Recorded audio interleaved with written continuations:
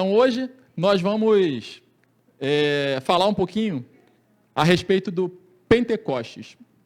Eu coloquei aqui uma introdução, porque isso é só uma introdução. O Pentecoste, ele traz muita coisa, existe muita coisa dentro do Pentecostes, e nada do que for falado, a gente pode perder aqui dias e dias que a gente não consegue explicar isso que é objeto de estudo hoje nosso aqui. Pode passar, Thay.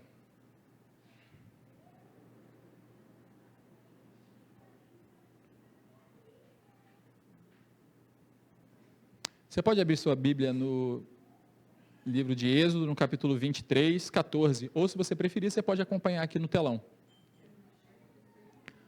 Eu vou ler para você. Só esteja atento. Se você não tem a Bíblia e quer acompanhar aqui, esteja atento para você entender tudo o que vai ser falado aqui. 3 vezes no ano me celebrareis festas. Quantas vezes? 3 vezes. A festa dos pães ázimos guardarás. 7 dias comerás pães ázimos, como te tenho ordenado, ao tempo apontado no mês de Abibe. Guarda esse mês de Abibe, porque neste saíste do Egito. E ninguém aparecerá vazio perante de mim. E a festa da cega dos primeiros frutos do teu trabalho, que houverdes semeado no campo, e a festa da colheita, a saída do ano, quando tiveres colhido do teu campo o teu trabalho. 3 vezes no ano, todos os seus homens aparecerão diante do Senhor teu Deus. Não oferecerás o sangue do meu sacrifício com o pão levedado, nem ficará a gordura da minha festa de noite até pela manhã. As primícias dos primeiros frutos da terra trarás à casa do Senhor teu Deus, não cozerás o cabrito no leite de sua mãe. Pode passar, tá aí. Então, eu fiz aqui uma linha do tempo para que isso fique bem claro e didático de você entender o que acontecia. Então, 7 dias, festa dos pães ázimos. Após o 7º dia, no 14º dia do mês de Abibe, era sacrificado o Cordeiro Pascual, no qual acontecia ali aquela cerimônia da Páscoa. Abibe significa amadurecimento. Significa amadurecimento da espiga, ou uma espiga ainda verde em processo de maturação. Pegaram esse significado? Início do ano agrícola em Israel. Então, inicia-se o ano agrícola em Israel. Então, ocorre a colheita dos primeiros frutos que já estão no campo, que é a cevada. Dessa cevada são tiradas as primícias. Então, nós temos a festa, nós temos a cerimônia e nós temos uma oferta. São 3 ocasiões diferentes. 7 semanas se passaram a partir do 14º dia de Abibe, ou seja, 49 dias, o tempo da colheita da cevada. No 50º dia, Pentecostes. Ok? O que representa o Pentecostes? Início da colheita do trigo. Então, nós temos o período da colheita da cevada, e Pentecostes significa o início da colheita do trigo. Pode passar, Thay. A cevada foi plantada? Não foi plantada. O trigo foi plantado? Foi plantado. Então, observe, quando o povo de Israel chega na terra, já havia na terra o quê? Cevada. O povo planta o trigo, mas já havia provisão na terra. Então, disso eu tiro um aprendizado. Deus, ele não coloca nada na nossa vida, ele não nos dá nem a vida sem ter algo pronto para nós. Então, já existe algo pronto para nós. Quando nós viemos a esse mundo, já existem coisas preparadas, já existem coisas que foram plantadas antes mesmo de nós nascermos, que estão preparadas para nós. E existe o processo do nosso plantio, o processo do plantio do trigo. Durante a colheita da cevada, o trigo já foi plantado e está atingindo a sua maturação. Aquela espiga que foi plantada, né? Ela está no processo de maturação dela. A maturação do trigo permite a diferenciação entre o joio e o trigo, porque o joio ele cresce junto com o trigo. Então, conforme vai crescendo, vai amadurecendo, você consegue diferenciar o que é trigo e o que é joio. Se o grão de trigo não cair na terra e não morrer, continuará ele só, mas se morrer, dará muito fruto. Por que eu coloquei esse versículo aqui, de João, no capítulo 12, versículo 24? Porque ele fala exatamente o que deve, e aqui você já começa a pegar o cerne da nossa mensagem. O trigo, se ele cair no chão e ele não morrer, o que acontece com ele? Nada. Ele é só um trigo. Mas se ele morrer, o que acontece com ele? O que acontece com ele? Dá fruto, dá muito fruto. Dali vai nascer outras espigas. E não é essa a proposta que foi dada a gente? A proposta de morte, a proposta de dar frutos, não é isso? Então nós vamos falar sobre isso e você vai começando a entender tudo que nós vamos falar. Pode passar. Fatos interessantes que aconteceram no 50º dia, Pentecostes. Ao terceiro mês da saída dos filhos de Israel da terra do Egito, no mesmo dia chegaram ao deserto de Sinai. E aconteceu que ao terceiro dia, ao amanhecer, houve trovões, relâmpagos sobre o monte, e uma espessa nuvem, e um sonido de buzina muito forte, de maneira que estremeceu todo o povo que estava no arraial. E descendo o Senhor sobre o monte Sinai, sobre o cume do monte, chamou o Senhor a Moisés ao cume do monte, e Moisés subiu. E disse o Senhor a Moisés: desce, adverte o povo que não transpassasse o termo para ver o Senhor, para que muitos deles não pareceram. Nessa ocasião, Deus entrega a Moisés os 10 mandamentos. Pode passar. Então, em Pentecostes, Deus entregou a Moisés aquilo que representava o símbolo maior da representação da antiga aliança, que são os 10 mandamentos, são a lei, né? E eu coloquei toda ela aqui para que a gente relembre o que são esses 10 mandamentos, porque a gente às vezes esquece. E como a Jéssica bem disse aqui na ministração dela, o nosso Deus, ele não mudou. A promessa, o tempo, ele não altera a promessa, mas a forma como nós nos posicionamos altera o cumprimento da promessa. O tempo não, mas a forma como nós nos posicionamos altera. Então, às vezes, nós ficamos esperando, a promessa vai se cumprir, mas o nosso posicionamento, ele permanece o mesmo, ele não muda. Então, se o nosso posicionamento ele não muda, certamente nós vamos ficar como aquele povo que ficou dando voltas e voltas e voltas no deserto, esperando que a promessa se cumprisse, e não se cumpria por uma simples questão de posicionamento do povo. Não terás outros deuses diante de mim. E aqui algo foi ministrado ao meu coração enquanto eu preparava essa mensagem. Eu posso ser o meu Deus. Eu mesmo posso estar me idolatrando.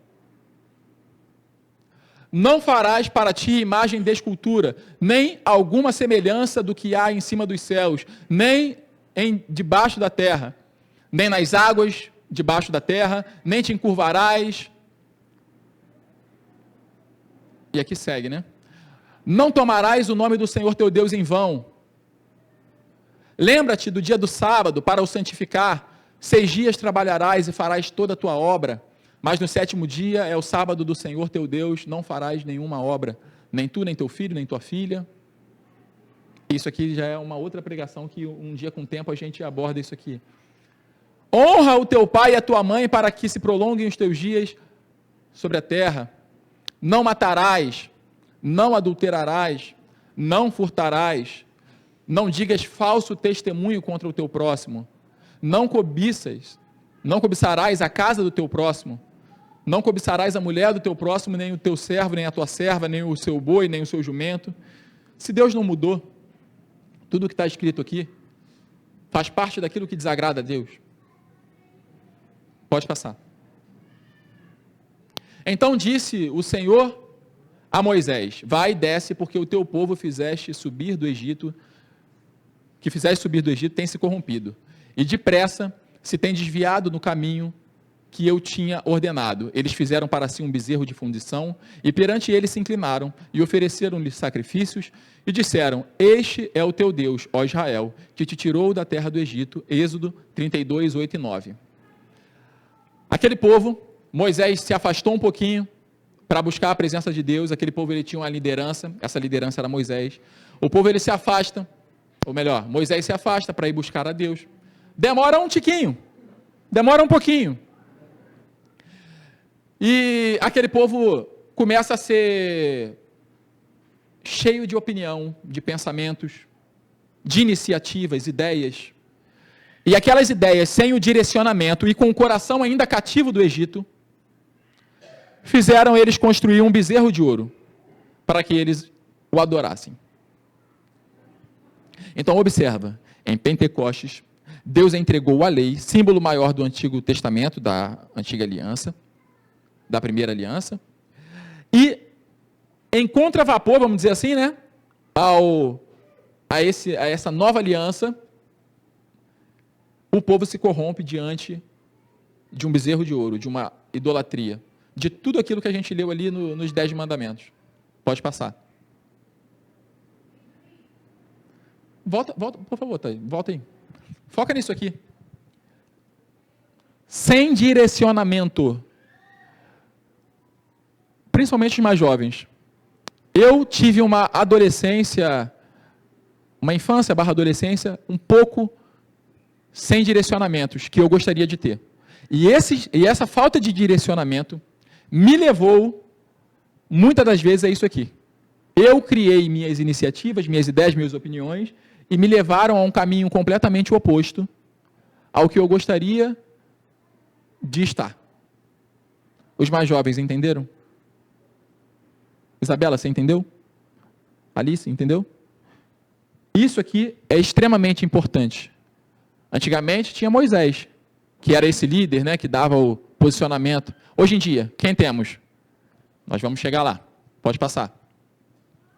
O primeiro dia foi criado para que o quarto dia pudesse existir. Eu não sei se você já leu isso em Gênesis, mas você vê que em um dia Deus cria a água. No outro, mais para frente, ele cria o peixe. Num dia, ele cria o céu. No outro, ele cria as aves. Num dia, ele cria a terra. No outro, os seres viventes. Um dia foi criado para que outro pudesse existir. Quando você nasce, o dia da sua morte já está preparado. Não é misericórdia não, irmão. Isso é a obra de Deus. É a sua ida para a eternidade. Misericórdia se você não estiver alinhado com a sua eternidade. Aí misericórdia. Mas se você estiver sabendo o que você está fazendo e alinhado com aquilo que você crê, é glória a Deus. Não é isso? A gente tem que ter a convicção disso aí. Então, um dia, se existe o dia de hoje, é porque existe um dia pelo qual esse existe. Você entende? Então, Adriana, se hoje existe esse dia, é porque existe um dia preparado para o dia pelo qual esse está existindo. Viu, Patrícia? Se hoje existe esse dia, eu vou repetir, porque eu acho que vocês não entenderam. Se hoje existe esse dia, o dia pelo qual esse está existindo, já existe. E é o seu posicionamento que vai tornar ele realidade.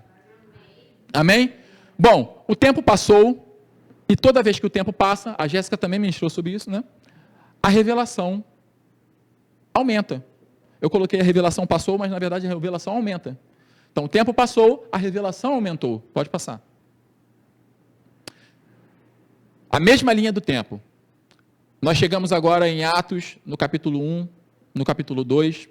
Atos, no capítulo 1, 3, diz o seguinte: aos quais também, depois de terem padecido, se apresentou vivo, com muitas infalíveis provas, sendo visto por eles por espaço de 40 dias e falando das coisas concernentes ao reino de Deus. Então, Jesus Cristo morre na cruz. Jesus Cristo é morto. Ele é quem? Cordeiro Pascal. Aquele lá que Moisés talvez não fazia nem noção de que aquele cordeiro que ele estava matando, pegando sangue, colocando nas portas, talvez ele não fazia nem noção que isso seria Jesus Cristo. Ou seja, a revelação que você tem é maior ou menor da revelação que Moisés tinha? Eu acho que é maior. Mas o posicionamento de Moisés, a confiança com a qual Moisés se posicionava diante de Deus, é a mesma que o nosso coração tem buscado? Talvez não. Então, se nós eu entendo que se nós alinharmos o nosso posicionamento e o nosso coração a Deus, com a revelação que nós temos hoje em dia, dada pelo Espírito Santo, nós temos tudo para fazer tudo aquilo que está escrito na Bíblia que nós faríamos. Início da colheita da cevada. Então, Jesus Cristo, ele morre. 3 dias, Jesus Cristo, a palavra diz que Jesus vai ao inferno, prega aos mortos, toma a chave da morte, e Jesus Cristo aparece. Nós lemos aqui em Atos 1:3. A palavra diz também que Jesus Cristo é a primícia dos mortos. Assim como havia a primícia das cevadas, aquela cerimônia onde o sacerdote arranca daquilo que ele não plantou, o povo, né? Corta daquilo que ele não plantou, leva ao sacerdote, o sacerdote, aquela farinha grossa, né? O sacerdote faz todo um ritual com aquela farinha, joga uma parte no altar, a outra joga no chão. Tudo isso representa exatamente isso aqui. Festa, cerimônia, ofertas. Hoje, a sua oferta. A festa, você comemora Pentecostes? Deveria. A ânsia, hoje eu cheguei a um pensamento, refletindo sobre o meu aniversário, e eu vejo que a ânsia do meu filho pela chegada do aniversário dele é muito maior do que pela Páscoa, por exemplo, do que pela festa de Pentecostes.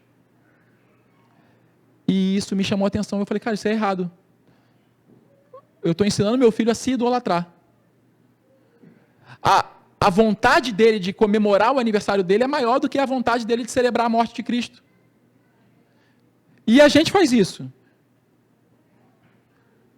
7 semanas depois da morte de Cristo, no 50º dia, o que acontece? Pode passar, Thay.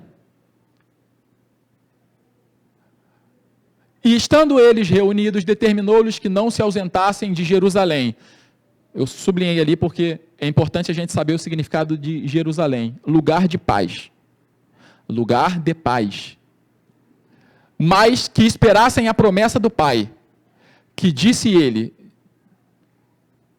e de mim ouvistes.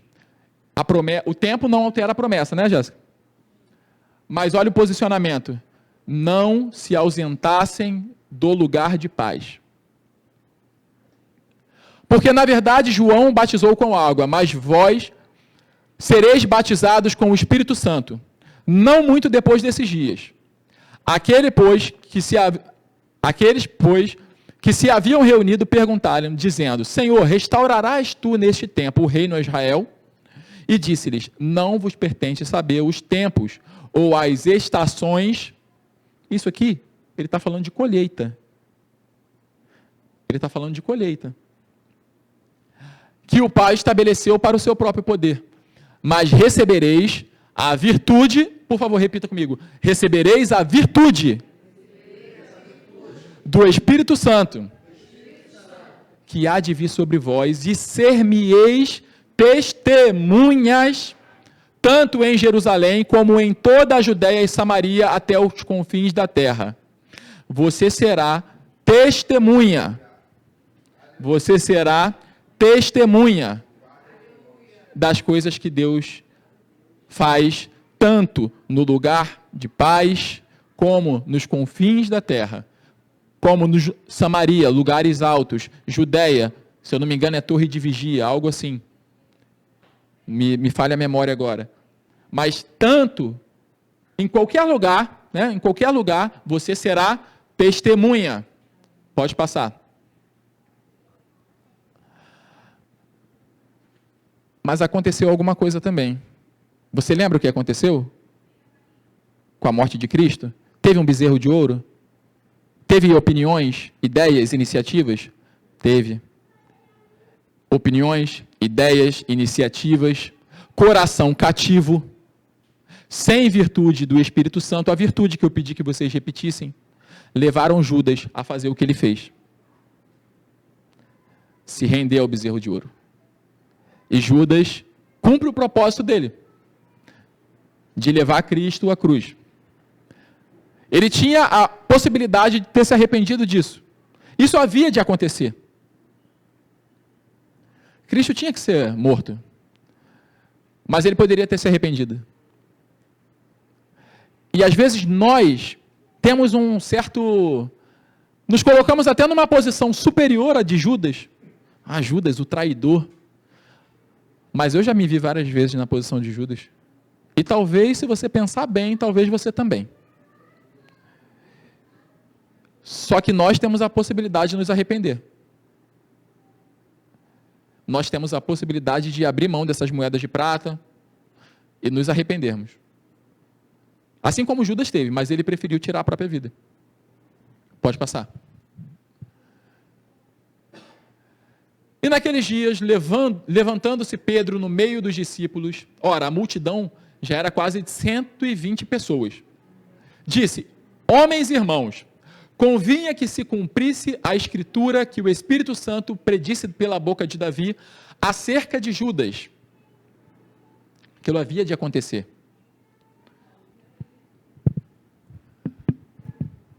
Que foi o guia daqueles que prenderam a Jesus. Duda, me ajuda aqui. Porque foi contado conosco e alcançou sorte nesse ministério. Ora, este adquiriu um campo com o galardão da iniquidade, e precipitando, rebentou pelo meio, e todas as suas entranhas se derramaram. E foi notório a todos os que habitam em Jerusalém, de maneira que na sua própria língua, esse campo se chama Aceldama, isto é, campo de sangue. Pode passar, tá? E cumprindo-se o dia de Pentecostes, estavam todos concordemente no mesmo lugar. E de repente, veio do céu um som como um vento veemente e impetuoso e encheu toda a casa que estavam assentados, e foram vistas por ele línguas repartidas como língua de fogo, as quais repousaram sobre cada um, e todos foram cheios do Espírito Santo, e começaram a falar em outras línguas, conforme o Espírito Santo lhes concedia que falassem. Pode passar. Em Jerusalém estavam habitando judeus, homens religiosos de todas as nações que estavam debaixo do céu. E quando aquele som ocorreu, ajuntou-se uma multidão, e estava confusa, porque cada um ouvia falar na sua própria língua. Então, observe, o Espírito Santo capacitou aqueles homens para que eles pudessem falar em outras línguas, visto que naquele local estavam. E todos pasmavam e maravilhavam, dizendo uns aos outros: pois não, pois que? Não são galileus todos esses homens que estão falando? Como, pois, ouvimos cada um a nossa própria língua em que somos nascidos? Então, haviam homens galileus que não falavam aquelas línguas, e eles estavam falando idiomas pardos, medos, de elamitas, que habitavam na Mesopotâmia, da Judéia, da Capadócia, Ponto, Ásia, Frígia, Panfilha, Egito, partes da Líbia, Cirene, forasteiros romanos, estava todo mundo misturado. É como se viesse aqui ingleses, franceses, e você não... A Gideelma aqui, ela não fala outras línguas. Um exemplo. E aí, de repente, todas as nações aqui reunidas, e você, de repente, começa a falar das maravilhas de Deus para todo mundo. Imagina isso. Que loucura. Loucura, né? Todos nós temos ouvido em nossas próprias línguas falar das grandezas de Deus. Então, aqueles homens foram capacitados a falar em outros idiomas para que outras pessoas pudessem entender aquele idioma. Então, observe, lá atrás nós falamos que o 50º dia era o início da colheita do trigo. Você vê algo diferente aqui? Aqui existem pessoas que se colocaram na posição de ceifadores, colhendo trigo, colhendo almas. O Espírito Santo capacitou aquelas pessoas para que eles pudessem colher almas. E não se resume em falar em línguas, se resume a uma ousadia tamanha, e por isso que eu disse que isso é uma introdução, porque isso aqui a gente pode fazer um final de semana sobre Pentecostes que a gente não esgota o assunto. Pode passar, Thay. Saiba, pois, com certeza, toda a casa de Israel, que a esse Jesus, a quem vós crucificaste, Deus, isso aqui é Pedro falando, né? Deus o fez Senhor e Cristo, e ouvindo eles isto, compungiram-se em seu coração e perguntaram a Pedro e aos demais apóstolos: que faremos nós? Isso tudo que você está falando é verdade. Tá, e agora? O que nós faremos? O coração deles estremeceu. E o que nós faremos agora? O que eles estão buscando aqui? Jovens, o que eles estão buscando? Direcionamento. E ele disse uma palavra: arrependei-vos e cada um de vós seja batizado em nome de Jesus Cristo para perdão dos pecados, e recebereis o dom do Espírito Santo, porque a promessa vos diz respeito a vós, a vossos filhos e a todos os que estão longe, a tantos quantos Deus, nosso Senhor, chamar.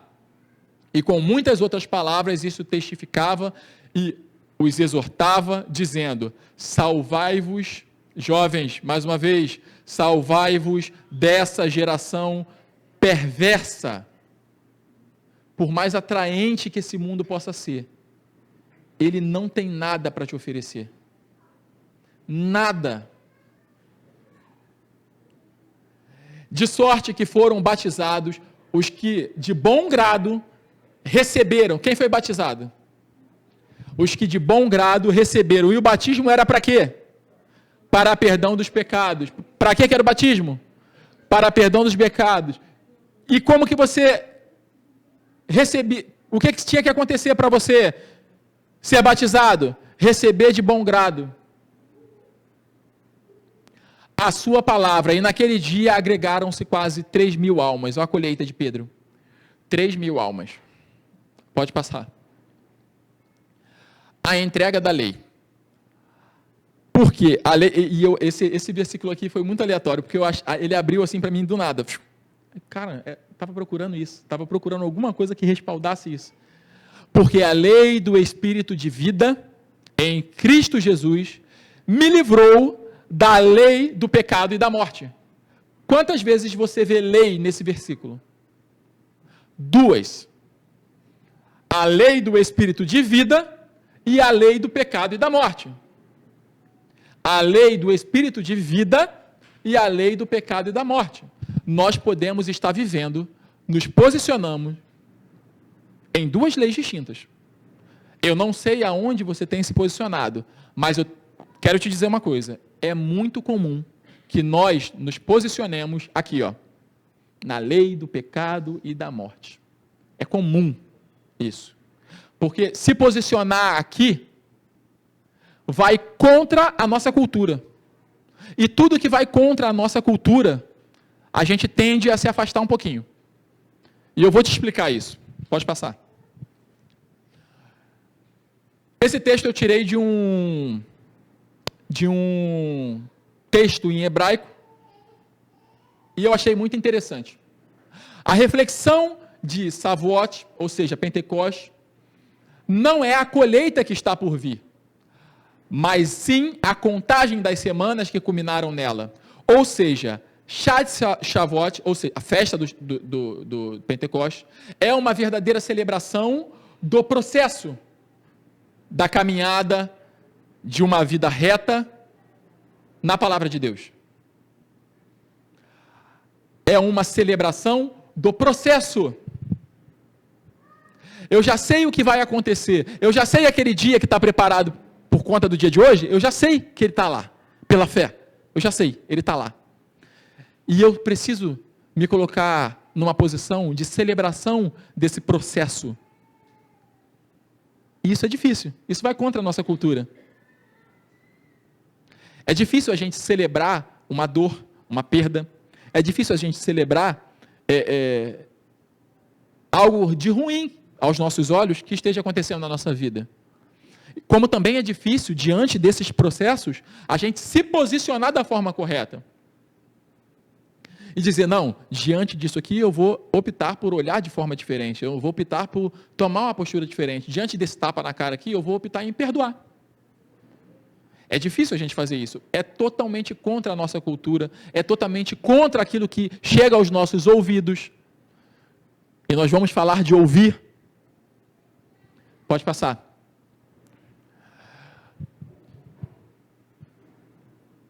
E Pentecostes, ela, assim como toda a colheita, tudo que envolve a plantação, né, fala sobre ciclos. Então existe o ciclo do plantio, por exemplo, do milho. Assim como existe o ciclo do plantio de almas. Então observe bem. Jesus morre. Nós ouvimos a palavra, isso entra no nosso coração. Nós recebemos as chaves das nossas... Nós já tivemos essa pregação aqui, né? Recebemos a chave para abrir aquelas algemas que nos aprisionam. Somos feitos ceifadores e começamos a ceifar almas. E isso baseado aqui, ó, na nova vida que nós temos a partir da ressurreição de Cristo. Porque, afinal de contas, quando você deita nas águas e você volta, a proposta é que o velho homem morreu e a vida nova, né? Vida nova. Mas hoje em dia a gente vê muito isso aqui, ó. Isso aqui é o justo. É o que vive pela justiça de Deus, que foi justificado pela obra salvífica. E esse aqui é o crente, que ele acredita na palavra, que entra na sua mente, no seu racional, e aí ele começa a julgar o que ele vê a partir daquilo que ele lê. Então ele começa, aquilo ali está errado, aquilo ali está errado. E o que ele espera com isso? Ele espera a justiça. Senhor, está errado, desce a tua lenha nele. Ele espera a justiça. E ele continua assim. E ele fica angustiado porque as coisas não acontecem. E ele fica depressivo, ansioso, e ele quer que as coisas resolvam, e ele busca recompensas. Ele faz as coisas porque ele quer recompensas. Ele faz as coisas porque ele ama. O amor dele está baseado em recompensa. Se ele é frustrado naquilo, ele para de amar. Não vale a pena mais amar essa pessoa, porque essa pessoa me chateou, me magoou. Aí não vale a pena mais eu me sacrificar por essa pessoa? Só me magoa. Nem reconhece isso, nem reconhece aquilo. Esse é o crente. Esse é o crente. Teve um dia, vou fazer um parênteses aqui, tem um grande amigo meu, que inclusive me deu essa camisa que eu estou usando hoje em homenagem a ele, né? Ele chegou para mim, eu falei para ele assim, cara, eu acho que eu estou com a doença do falso crente. Aí ele falou assim, cara, aí ele me deu vou te passar uma receita aqui, Mateus 24 alguma coisa, eu falei, pô, obrigado, cara, vou ler. A gente brinca assim, né? Eu falei para Larissa, eu estou com a doença do falso crente, por quê? Eu estou muito ansioso, cara, isso é coisa de falso crente. É coisa de crente. Ansiedade, depressão, isso é coisa de quem está com dificuldade de remover a pedra. Estou com dificuldade de remover a pedra, não quero pedir ajuda para o anjo, quero ficar aqui deitadinho, morto, ou não, não quero nem morrer. Pode passar. Pentecostes envolve muito isso aqui, ó. O profético. Porque vocês viram, o que é o profético? O profético é aquilo que foi feito e aquilo que vai acontecer. O trigo, aquela celebração, o ritual do trigo para o sacerdote, aquilo nunca foi sobre o trigo. Nunca. Porque colher o trigo é fácil. Você colhe ele, você faz a farinha. Para que precisa de um ritual? Nunca foi sobre o trigo. Aquilo era sobre almas. Aquilo é sobre nós. O cordeiro pascal, que Moisés matou lá no Egito, para passar o sangue na porta, aquilo nunca foi sobre cordeiro. Aquilo foi sobre Cristo. E eles talvez não tinham aquela percepção. E Cristo foi sobre nós. Então você entende? Você consegue perceber como isso fala sobre nós, sobre vida e sobre almas? Pode passar.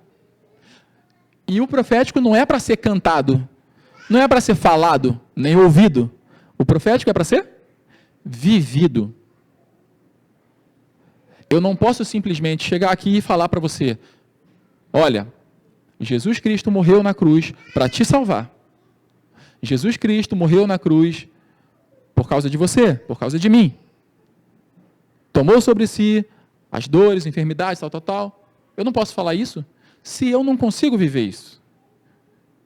Eu não posso... porque isso se torna uma coisa vã. Você vai olhar e você vai falar, cara, isso não é possível. Não vejo nem tentativa. Não é possível. Você entende? O Espírito Santo. Então, o que é o Espírito Santo? Perguntei para a Larissa, como que você vê o Espírito Santo? E ela me deu várias formas de como ela via, e estava alinhado com aquilo que eu tinha escrito, e eu comecei a tentar, buscar tudo que eu podia achar sobre o Espírito Santo. O poder de Deus para gerar frutos. A começar que o Espírito Santo é uma pessoa. Ele se importa conosco. Ele sente em nosso lugar, ele sente dores. Chora com choros inexprimíveis, Mas ele é o poder de Deus. Sabe aquele produto que você joga na planta para que ela cresça e dê fruto logo? Espírito Santo. Ele está ansioso para ver teus frutos. É até errado falar que o Espírito Santo é ansioso, Mas ele é desejoso de que você frutifique. Por quê? Por que ele é desejoso que você frutifique? Porque ele quer que você amadureça logo para ele te ceifar, para que você morra e dê mais frutos. Lembra lá de João? Ousadia para testemunhar as maravilhas de Deus. Atos 5:32. Foi-se de Deus para matar o seu eu, o meu eu. É o que eu acabei de falar. Revelador dos dons e capacitador. 1 Coríntios 12:1-11. Se você tiver um papel e a caneta, eu te recomendo que você anote tudo isso e você leia esses versículos. Os dons que o Espírito Santo, que Deus te deu, eles já estão dentro de você. Certa vez eu fui fazer um curso e eu perguntei para um rapaz que já tinha feito esse curso, eu falei, cara, como... Me fala alguma dica, como que eu posso me sair bem nesse curso? E ele falou para mim assim, meu amigo, vou falar um negócio para você. Isso aqui já está dentro de você. Você só precisa botar ele para fora. Mas já está dentro de você. E aquilo ali, você vê, eu guardei isso, 2018, eu guardei isso dentro de mim até hoje. Foi tão impactante aquilo, ele falou para mim, já está dentro de você. Você só precisa botar ele para fora. E isso eu repito aqui na igreja. O Espírito Santo está dentro de você. Você só precisa ter forças para botar ele para fora. Não no sentido de expulsar ele, Mas no sentido de revelar ele. Nos ensina todas as coisas. João 14:26. Está escrito que o Espírito Santo nos ensinará todas as coisas e nos fará lembrar das coisas que Jesus nos ensinou. Anunciador da verdade e das coisas que hão de vir. João 16:13. O Espírito Santo, ele é anunciador da verdade. O que ele é? Deixa eu te fazer uma pergunta agora. A verdade dói? Dói. Então tome cuidado. Porque um dia você pode sentir uma dor causada pelo Espírito Santo. Um dia, você pode sentir uma dor causada pelo Espírito Santo. Quando alguém te disser uma verdade, você vai saber que é verdade. Você vai saber que é verdade. Cuidado quando você pensar em ficar chateadinho. Porque você pode estar chateadinho com o Espírito Santo, que está dizendo algo para você, que ele quer que você mude, para que você morra e dê frutos. Amém? Nos convence do pecado e é conselheiro. Ao mesmo tempo que ele nos convence do pecado, ele é conselheiro. O Espírito Santo é um ditador? Não. Ele é conselheiro. Ele não vai te pegar pela mão e vai falar assim, ó, vem aqui, que o caminho é esse aqui, ó, da porta estreita, vem aqui. Não, ele vai falar assim, ó, aquele ali é o caminho. Ele vai te dar o conselho. Ele vai falar para você. Mas a decisão e o posicionamento é seu, meu. Ele vai falar conosco. Ele vai nos dar o conselho. Mas o posicionamento é nosso. O Espírito Santo é o penhor da nossa salvação. Jesus subiu, o Espírito Santo desceu. E vai chegar um dia que ele vai ser recolhido. Fonte da esperança e proclamador da libertação. Romanos 15, 13, 2 Coríntios 3, 17. Assistente e intercessor, ele intercede por nós. Tem coisas que a nossa boca ela não consegue falar. Mas a gente sente no coração, o Espírito Santo, ele percebe isso e ele intercede por nós. A gente não consegue falar, eu não estou entendendo o que está acontecendo. Mas o Espírito Santo, ele já viu tudo que você passou, já viu tudo que está com teu pai, tua mãe, teu avô, tua avó, ele sabe de tudo. Ele fala assim, Senhor, ele está fazendo isso por causa disso, por causa do tataravô dele. Ele intercede por nós. Amém? Pode passar, Thay. Fazer uma leitura extensa aqui agora. E eu peço atenção para que você capte tudo que vai ser falado. Temos diferentes dons, de acordo com a graça que nos foi dada. Se alguém tem o dom de profetizar, use-o de acordo com a sua fé. Se o dom é de servir, sirva. Se é de ensinar, ensine. Se é de encorajar, assim o faça. Se é de contribuir, contribua com generosidade. Se é exercer liderança, que exerça com dedicação. Se é mostrar misericórdia, que faça com alegria.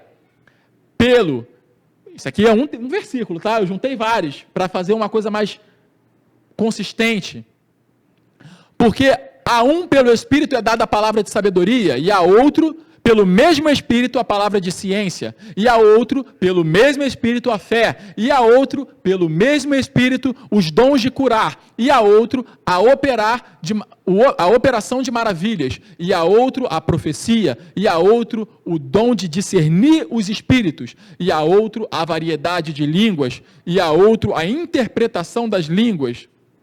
A uns pôs Deus na igreja, primeiramente, apóstolos, em segundo lugar, profetas, em terceiro, doutores, depois milagres, depois dons de curar, socorros, governos, variedades de língua. Porventura todos são apóstolos? São todos profetas? São todos doutores? São todos operadores de milagres? Têm todos o dom de curar? Falam todos diversas línguas? Interpretam todos? Portanto, procurai com zelo os melhores dons, e eu vos mostrarei um caminho mais excelente. Eu vos mostrarei um caminho excelente. Eu vos mostrarei o conselho, um caminho mais excelente. Procurai com zelo. Aonde? Aonde? Dentro de você. Está dentro de você. Isso aqui está dentro de você. Você só precisa botar para fora. Mas a graça foi dada e deixa eu falar uma coisa.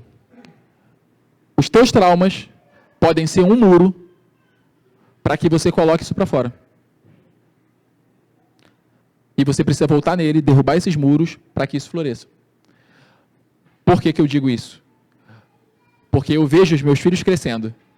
E eu vejo a natureza, vamos dizer assim, cada um tem uma peculiaridade, sabe?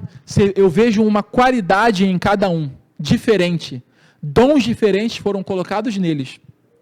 Mas eu tenho absoluta certeza de que os traumas que eles podem passar na vida podem bloquear isso.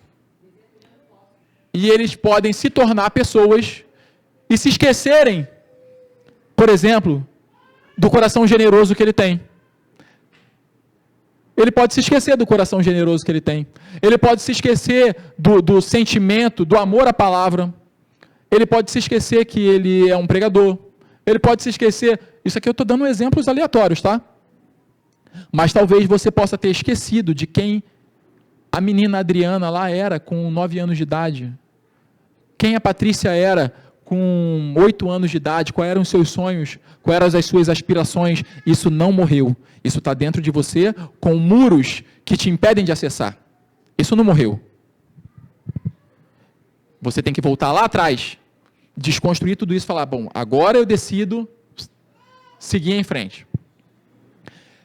Mas a graça foi dada a cada um de nós segundo a medida do dom de Cristo.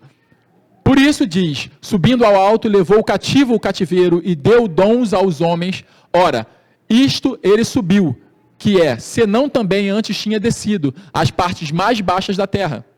Aquele que desceu também é o mesmo que subiu acima de todos os céus, para cumprir todas as coisas. E ele mesmo deu uns para os apóstolos, outros para profetas, outros para evangelistas e outros para pastores e doutores. Empenhai-vos em procurar a caridade, aspirai igualmente aos dons espirituais, mas sobretudo ao de profecia. Sobretudo ao de profecia, porque o de profecia permite a você enxergar que o trigo não tinha nada a ver com trigo. Era sobre almas. O dom de profecia permite a você enxergar que o que está acontecendo na tua vida agora não tem nada a ver com você. É um processo que Deus está te levando para algum lugar. Sei para onde. Mas Deus está te levando para algum lugar. E cabe a você enxergar isso.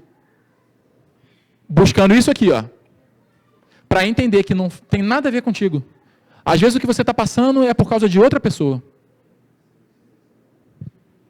Cada um administre aos outros o dom como o recebeu, como bom dispenseiro da multiforme graça de Deus. Se alguém falar, fale segundo as palavras de Deus. Se alguém administrar, administre segundo o poder que Deus te dá.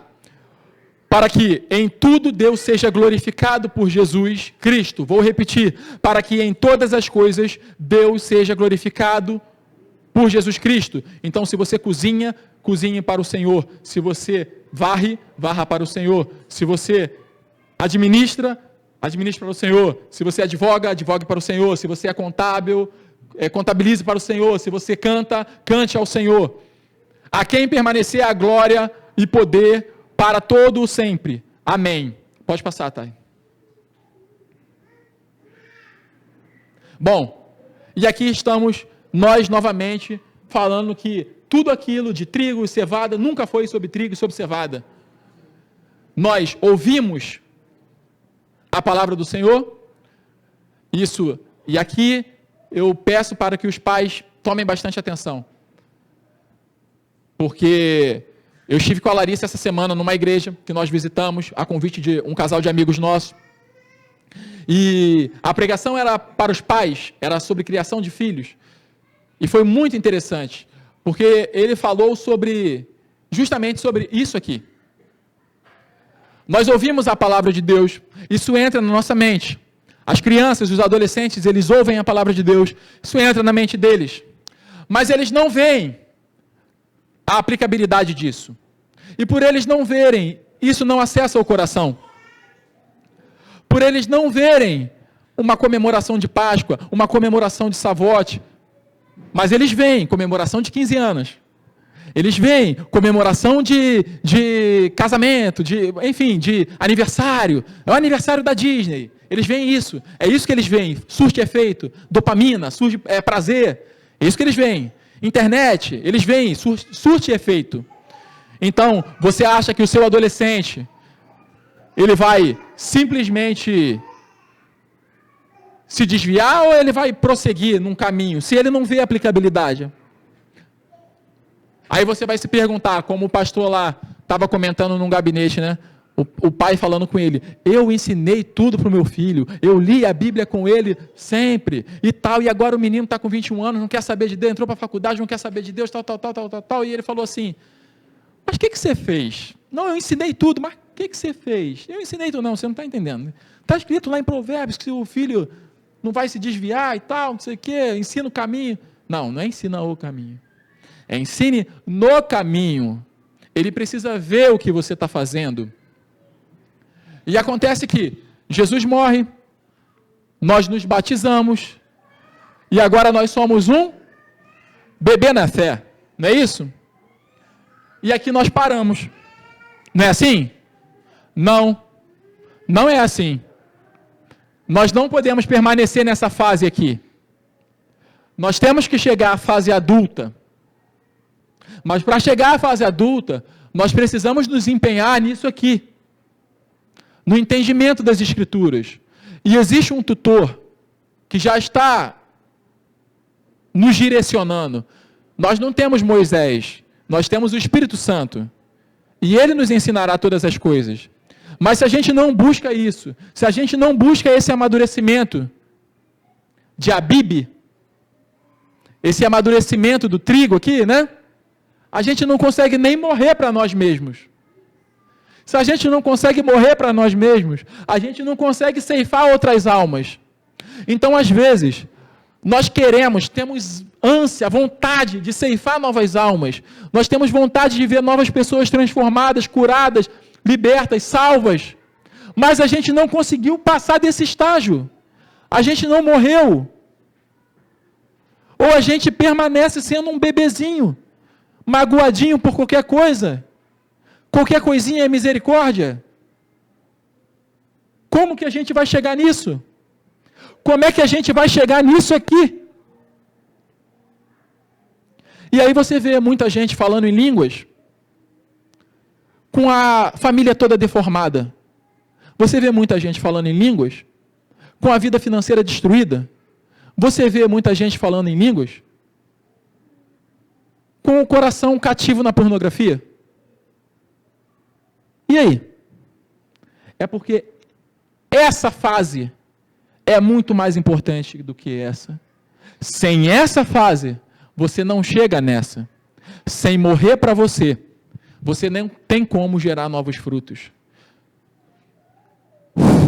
Se você não morrer, se eu não decidir morrer, todos os dias, isso é diário, não é um evento. O batismo não é um evento, o batismo ele é diário. Por isso que é o batismo com o Espírito Santo. João batizou nas águas, mas vocês serão batizados no Espírito Santo. Porque o Espírito Santo, ele é diário, ele está com você todos os dias. Todos os dias você tem a oportunidade de ouvir o Espírito Santo e falar assim, eu vou por esse caminho que ele está me apontando, que ele está me aconselhando. Todos os dias você tem essa oportunidade. Mas se você não decide morrer por você mesmo, pode ter certeza, pode ter absoluta certeza, que você provavelmente não vai ver os teus filhos um dia servindo na casa do Senhor. A não ser que por misericórdia, porque Ele também é misericordioso. Porque eu não vi meus pais me apresentando a Deus, me levando ao entendimento da Bíblia, estudando Bíblia comigo, eu não vi. Eu fui alcançado por misericórdia. E aplicar misericórdia, você só consegue aplicar misericórdia quando você é alvo de misericórdia. E é por muitas vezes, por isso, que Deus precisa levar algumas pessoas aos buracos mais profundos. Porque tem gente que já nasce muito bem, tudo vai muito bem, os negócios vão maravilhosamente bem, a família é ótima, aquela esposa é a edificadora, os filhos são maravilhosos. Está tudo muito bem, mas essa pessoa não... E por estar tudo muito bem, essa pessoa não consegue se curvar a Deus. Então Deus precisa quebrar a cerviz dessa pessoa. E Ele começa a amassar essa pessoa. Para que essa pessoa entenda o que é misericórdia. E aí ela começa a aplicar misericórdia. Então tome cuidado. Se você não consegue ser misericordioso com o teu irmão, Se você não consegue ser misericordioso com o teu cônjuge, com os teus filhos, e eu já falei que a misericórdia, ela é o castigo que você não dá. Aquela pessoa até merece desprezo, ela merece ser pisada, merece. Tudo que ela fez, ela matou minhas emoções, ela fez o regaço com o meu coração. Fez. Merece o meu desprezo, merece. Mas quando você assume o Espírito Santo dentro de você, ele te constrange de uma forma e ele te ensina a ser misericordioso, de tal forma que você consegue olhar para aquela pessoa e entender que nada, e a visão profética, né? Não é sobre isso. Não é sobre isso. Essa pessoa está cativa. Eu preciso orar por essa pessoa, eu preciso resgatar ela. Inclusive o nome dessa igreja é Goel, porque significa resgate. Eu preciso resgatar essa pessoa. Misericórdia. Eu fico até arrepiado com isso. Porque eu fui alvo de misericórdia. A minha vida é resultado de misericórdia de várias pessoas. A minha esposa, os meus pais, o meu trabalho. Eu não merecia o trabalho que eu tenho. Misericórdia. E muitas vezes eu reclamo, tá? Misericórdia de Deus. Misericórdia. Pode passar. E aqui é a nossa mensagem final. Insensato. Olha quem ele chama de insensato. O que tu semeias não é vivificado. O que você semeia não é vivificado. Quantos aqui são semeadores? Quantos aqui semeiam? Nenhum de vocês são semeadores. Vocês não estão semeando nada. Bom, se vocês não estão semeando nada, vocês não vão colher nada. Alguma coisa vocês estão semeando. Amém? Alguma coisa vocês estão semeando. Mas o que você está semeando não é vivificado, não recebe vida, se primeiro não morrer. E quando semeias, não semeias o corpo que há de nascer, mas o simples grão, como de trigo, ou de qualquer outra semente. Mas Deus dá-lhe o corpo como quer, e a cada semente o seu próprio corpo. A cada semente o seu próprio corpo. Nunca foi, e aqui eu repito, nunca foi a vontade de Deus que você precisasse semear para colher.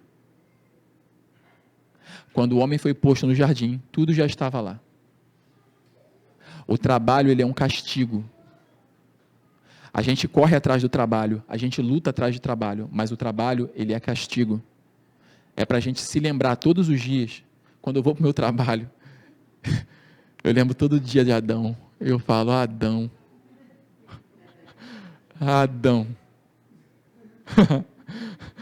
meu amigo Adão, que está dentro de mim, esse Adão pecador, corrupto. Graças a Deus, Jesus Cristo morreu para nos resgatar, para nos dar acesso a esse jardim novamente, de provisão, de cuidado. Glória a Deus. E o Pentecostes, ele fala exatamente sobre esse processo todo. Por isso que é muito rico, por isso que você precisa buscar formas de celebrar o Pentecostes na tua casa, com a tua família, com os teus filhos. Você precisa tornar isso uma tradição na sua casa. Você precisa tornar a Páscoa uma tradição na sua casa. Se você não torna isso agradável, um objeto de desejo dos seus filhos. Pai, está chegando a Páscoa. Pai, vamos preparar o cordeiro juntos. Pai, está chegando o Pentecostes. Quantos dias faltam? Quantas almas nós vamos conseguir? O que nós vamos colher, Pai? Se a gente não conseguir incutir isso na nossa família, a gente vai incutir o que o mundo oferece, que é bolo, vela, balão e presente. E isso não leva ninguém a lugar nenhum. Porque eu nunca vi aniversário transformar ninguém. E eu falo isso no dia do meu aniversário. E muitas pessoas, às vezes, não entendem e vão até, provavelmente, me criticar. Mas nós precisamos entender a verdade das coisas. Nós precisamos olhar as coisas da forma correta, ou pelo menos tentar olhar as coisas da forma correta.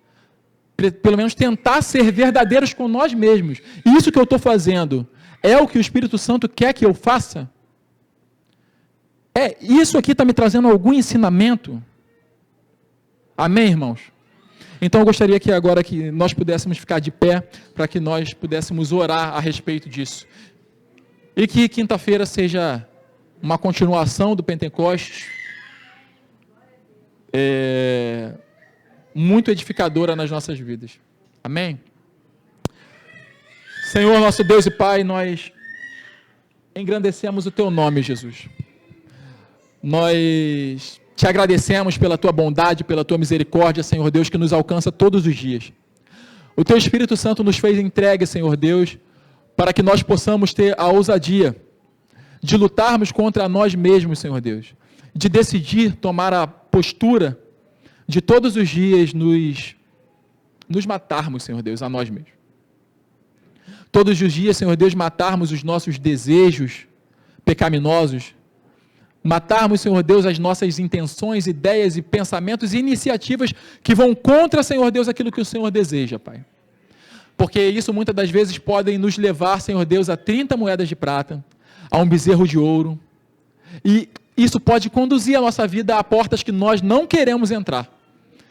E, portanto, nós te pedimos, Senhor Deus, misericórdia, Senhor Deus, para que os nossos olhos sejam abertos todos os dias e que o nosso coração esteja sensível, Senhor Deus, todos os dias para ouvir a Tua voz, Pai. O Senhor sabe o quanto é difícil, Senhor Deus, lutar contra, Senhor Deus, os sentimentos que vêm ao nosso coração de ansiedade por aquilo que esperamos, Senhor Deus. O Senhor sabe o quanto é difícil, porque o Senhor esteve nessa terra, o Senhor esteve em corpo, Senhor Deus, em carne, e o Senhor passou por tudo isso, mas o Senhor venceu, para que nós pudéssemos hoje, Senhor Deus, dizer que o Senhor habita dentro de nós e que nós podemos também vencer em nome de Jesus, Pai. Muito obrigado, Senhor Deus, por essa oportunidade.